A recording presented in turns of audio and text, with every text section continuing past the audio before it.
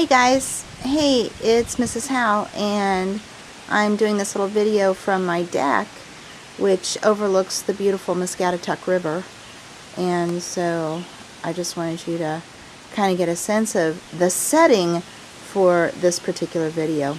Anyway, here we go. I wanted you to meet a couple of my friends. This is right here, this is Roscoe. He's named after my uncle, my dad's uncle.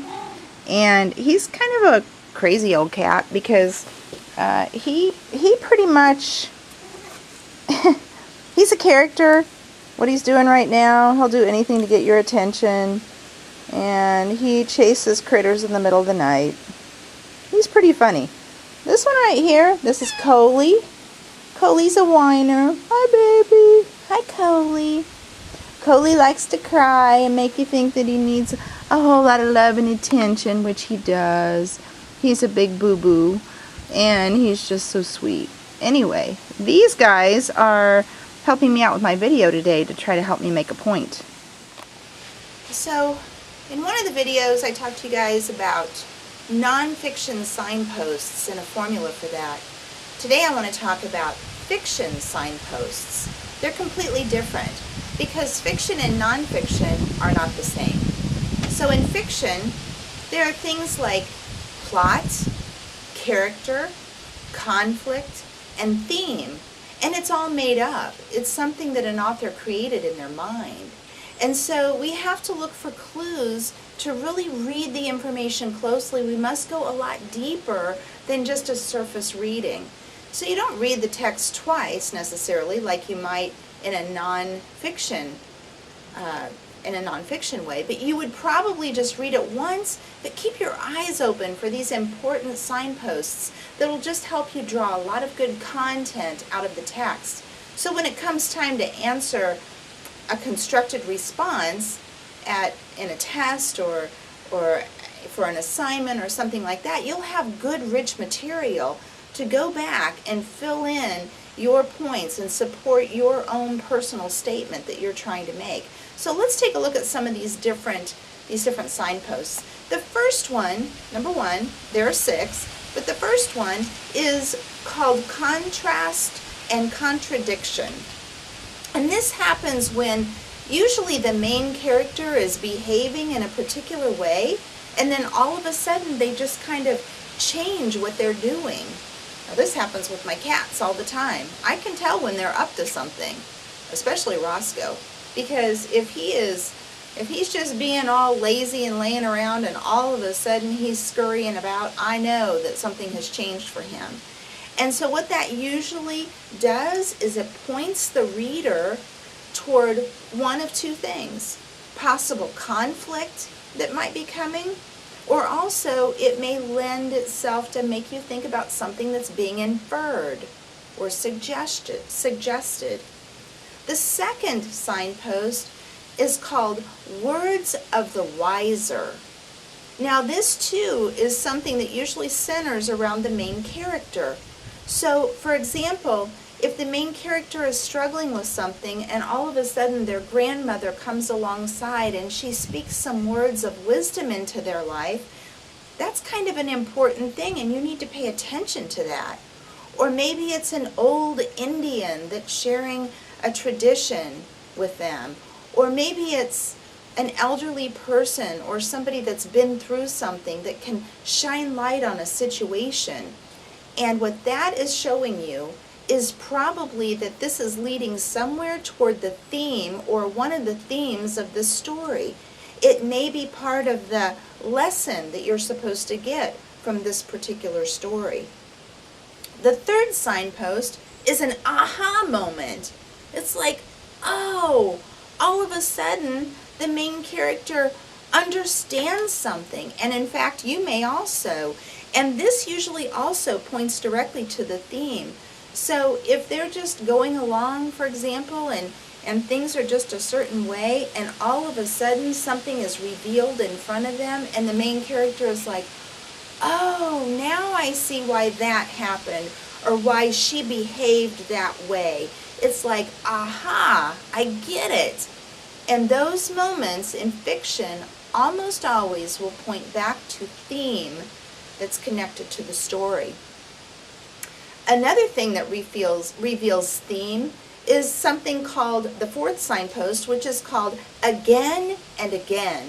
So throughout the piece of literature, if you find that there's something that keeps reoccurring, like maybe somebody keeps having arguments with the same person over and over and over again, it may be pointing to something.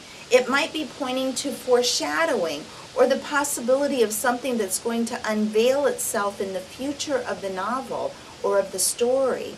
And so you need to pay attention to it. It often also will be pointing toward conflict. So that's something that you need to think about when you see those things being mentioned again and again.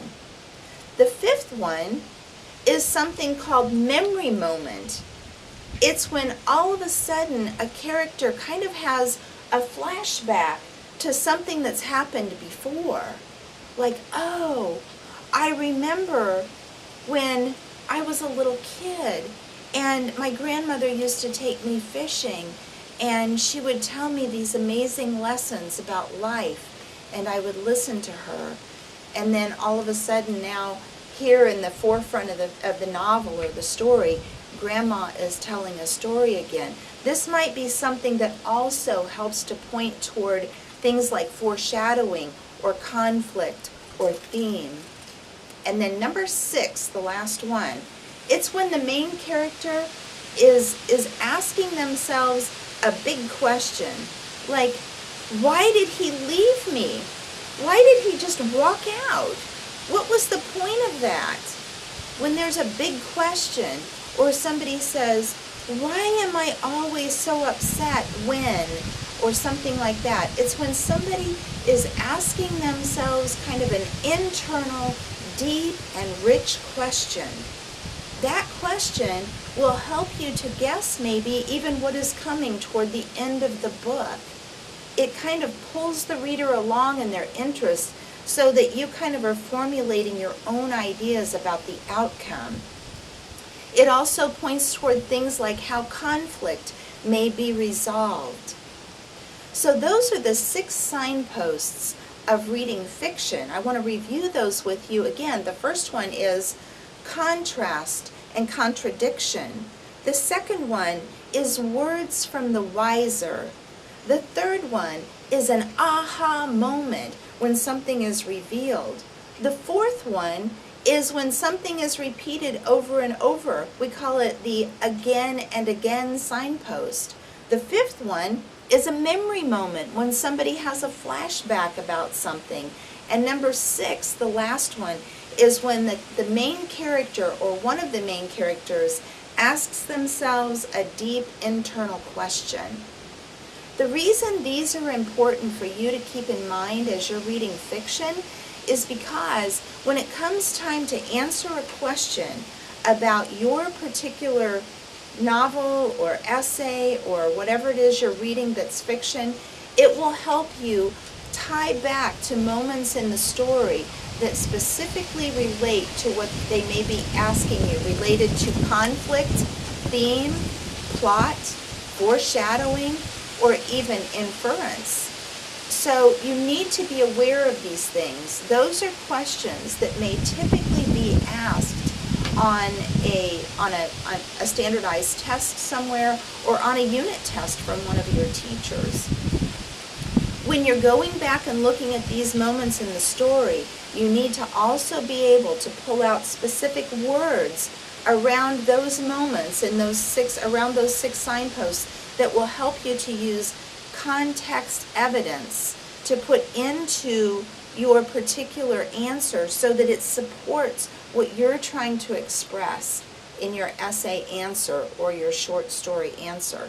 So I hope this helps in some kind of way. If you have any questions, I'm always around. What do you say? Coley says, bye you guys. Have a good day.